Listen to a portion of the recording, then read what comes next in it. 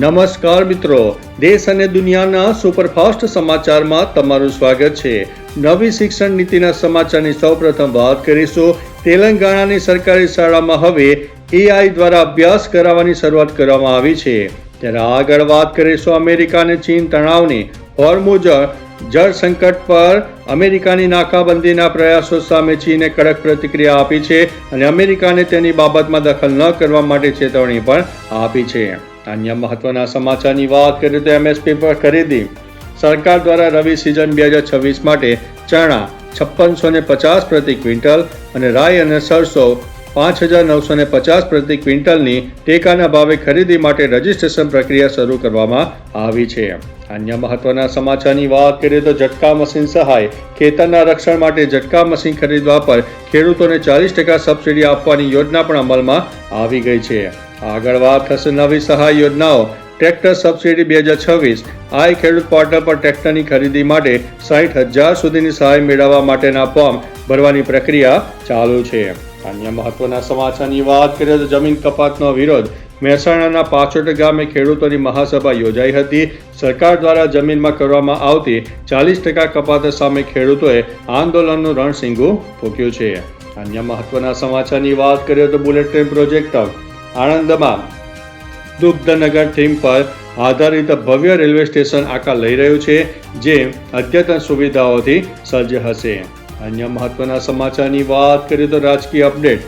ઉનામાં ખાસ કરીને ગીર સોમનાથની ઉના પાલિકામાં ભાજપનો બિનહરીફ વિજય થયો છે। 12 બેઠકો પર ભાજપે બિનહરીફ જીત મેળવી છે। અન્ય મહત્વના સમાચારની વાત કરીએ તો રાજ્યમાં ગરમીનો પ્રકોપ। ગુજરાતમાં માવઠાની વિદાય બાદ ગરમીનો પારો આસમાને પહોંચ્યો છે।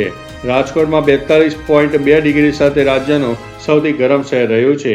અમદાવાદમાં 41 ડિગ્રી, વડોદરામાં 41.4 અને અમરેલીમાં 41.7માં પણ આકરી ગરમી નોંધાઈ છે। અન્ય મહત્વના સમાચારની વાત કરીએ તો અમરનાથ યાત્રાની। અમરનાથ યાત્રા 3 જુલાઈથી શરૂ થશે અને 15 એપ્રિલથી રજીસ્ટ્રેશન પ્રક્રિયા શરૂ થઈ જશે। અન્ય મહત્વના સમાચારની વાત કરીએ તો હવામાન વિભાગની આગાહી। ઉત્તર અને મધ્ય ભારતના રાજ્યોમાં હીટ વેવ એટલે કે લૂની ચેતવણી આપવામાં આવી છે। આ વર્ષે અલ નીનોના પ્રભાવને કારણે ચોમાસું નબળું રહેવાની શક્યતા પણ રહેલી છે। અન્ય મહત્વના સમાચારની વાત કરીએ તો ખેડૂતો માટે સમાચાર। સુપ્રીમ કોર્ટે ખેડૂતોની MSPની માંગ પર કેન્દ્ર સરકાર પાસે જવાબ માંગ્યો છે। ખેડૂતો હવે સોઇલ મોબાઈલ એપ્લિકેશન દ્વારા જમીનની ગુણવત્તા ચકાસી શકશે। અન્ય મહત્વના સમાચારની વાત કરીએ તો પંજાબમાં કાયદો।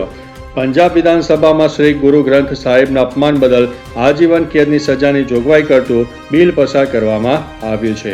અન્ય મહત્વના સમાચારની વાત કરીએ તો મહિલા અનામત। વડાપ્રધાન મોદીએ 2029 સુધીમાં નારી શક્તિ વંદન કાયદો લાગુ કરવાની અને રાજકારણમાં મહિલાઓને 33% અનામત આપવાની યોજના વિશે વાત કરી છે।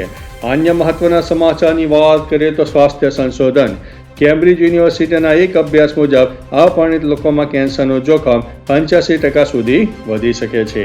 ત્યારે આગળ વાત થશે મોંઘવારી અને બજાર ભાવની। માર્ચ મહિનામાં છૂટક મોંઘવારી દર વધીને 3.4% થયો છે અને શેર બજારમાં પણ મોટો કડાકો જોવા મળ્યો હતો। અન્ય મહત્વના સમાચારની વાત કરીએ તો ઈરાન ઇઝરાયલ અમેરિકા તણાવની। ઈરાન અને અમેરિકા વચ્ચે હોર્મુઝ સ્ટ્રીટ મધ્ય માર્ગને લઈને તણાવ વધી રહ્યો છે। ડોનાલ્ડ ટ્રમ્પે ઈરાની જહાજોને નષ્ટ કરવાની ચેતવણી આપી છે। ભારતે રશિયા પાસેથી ક્રૂડ ઓઇલની ખરીદીનો વધારી છે। અન્ય મહત્વના સમાચારની વાત કરીએ તો બિહારમાં રાજકીય હલચલ। બિહારમાં આજે નવા મુખ્યમંત્રીના નામની જાહેરાત થઈ શકે છે અને 15 એપ્રિલે શપથ ગ્રહણ સમારોહ યોજાવાની શક્યતા છે।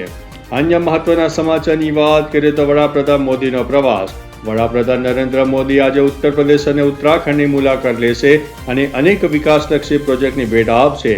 દિલ્હી દહેરાદૂન ઇકોનોમિક કોરિડોરનું ઉદ્ઘાટન પણ કરવામાં આવનારું છે। અન્ય મહત્વના સમાચારની વાત કરીએ તો doctor BR Ambedkar Jayanti. 14 April 2026ના રોજ ભીમરાવ આંબેડકરની જન્મ જયંતિ નિમિત્તે દેશભરમાં જાહેર રજા છે અને શેર બજાર પણ બંધ રહ્યું હતું। તો ચાલો મિત્રો, ફરીથી દેશ અને દુનિયાના સુપરફાસ્ટ સમાચાર લઈને મળતા રહીશું। ત્યાં સુધી અમને રજા આપશો। નમસ્તે।